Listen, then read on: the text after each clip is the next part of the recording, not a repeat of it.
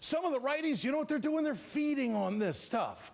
Here we go, jumping in front of the parade one more time. Wisconsin Governor Scott Walker, he had to get in the action. He wrote a letter to Secretary of State John Kerry just yesterday, urging him to approve the pipeline.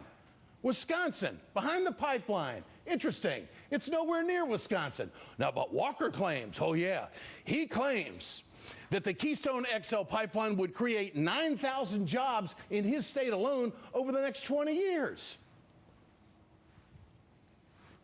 What study is he talking about? Who the hell can project what the economy is going to be like 15 years from now? Walker, you expect us to believe that? Give me a break. There is no study out there that backs that number out. There's no study out there that backs it up at all. He's pulling it out of the air, just throwing it out there, thinking that people will believe it. Well, he's working on the 65%. Oh, this is a big job creator is what it is. No, it's not. Governor Walker, you're lying.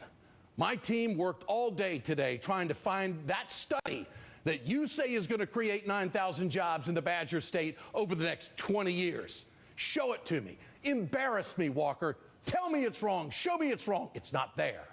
The State Department says the pipeline will create roughly 1,900 temporary jobs. You know, when I was out on the ground, I talked to a lot of people in Wisconsin, in Nebraska, and they said, yeah, there's going to create some jobs, but a lot of them aren't going to be permanent. Once the project is completed, according to the State Department study, there's going to be 50 full-time jobs. This is the number that they're hanging their hat on at the State Department. Under 2,000 jobs for 2 years, and in the long term, we're talking 50. But somehow, there's going to be 9,000 jobs on a part of the country that doesn't even have the pipeline. And you're supposed to believe that? Meanwhile, 47% of Americans, here's a big one, 47% of Americans think the Keystone Pipeline will pose a significant risk. Almost half of America thinks that, yeah, this is kind of risky to the environment. And make no mistake, these Americans are very concerned about the risk involved. They have good reason to oppose the pipeline. For example, not too long ago, just last year, there was a devastating pipeline rupture in the town of Mayflower, Arkansas.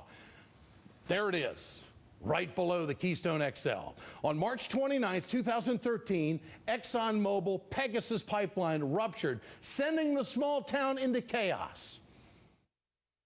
Friday afternoon, well over 10,000 barrels of oil came spewing out of a ruptured Exxon pipeline, covering the streets and backyards of this Mayflower neighborhood.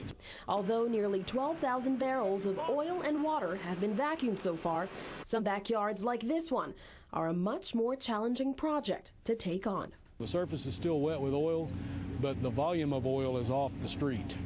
Now that's separate from the oil that's in the yards of a few of our fine residents. It was a big pop or a loud bang sound, and I didn't think anything about it, and went on. About 5 minutes later I came out and there was the river of oil. The river of oil, that's how residents are describing what it looked like as thousands of barrels of petroleum came flowing out of the Pegasus pipeline down Starlight Road. You ready to have that happen over the aquifer? This spill right here was devastating to the local community. 7,000 barrels of heavy crude were spilled in a suburban neighborhood.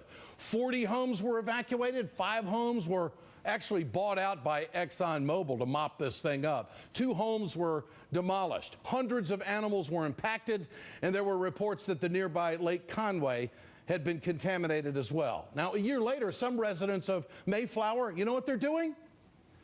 They're not only mopping up, they're still fighting ExxonMobil in court. It's interesting because when I was on the ground in Nebraska, one of the good old boys told me, you know, Ed, if we ever have a problem on our land, you know, we don't have as deep of pockets as these oil companies to be able to fight in these people. Gosh, they're living that in Mayflower, Arkansas. The spill was bad.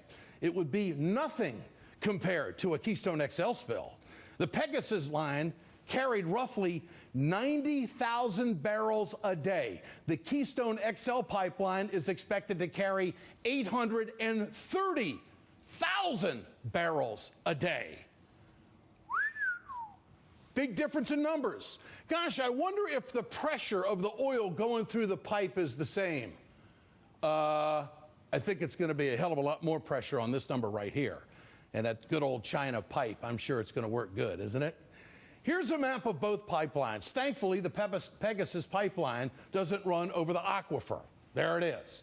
If the Keystone ruptures over the aquifer, it will be irreversible. You take this spill and you put it right there, and you have generational irreparable damage. The reasons to oppose the Keystone XL pipeline, they're very clear. Unfortunately, many Nebraska lawmakers, well, they've been bought out by the oil company. They're just not on the same page. Is that an inflammatory statement? Prove me wrong.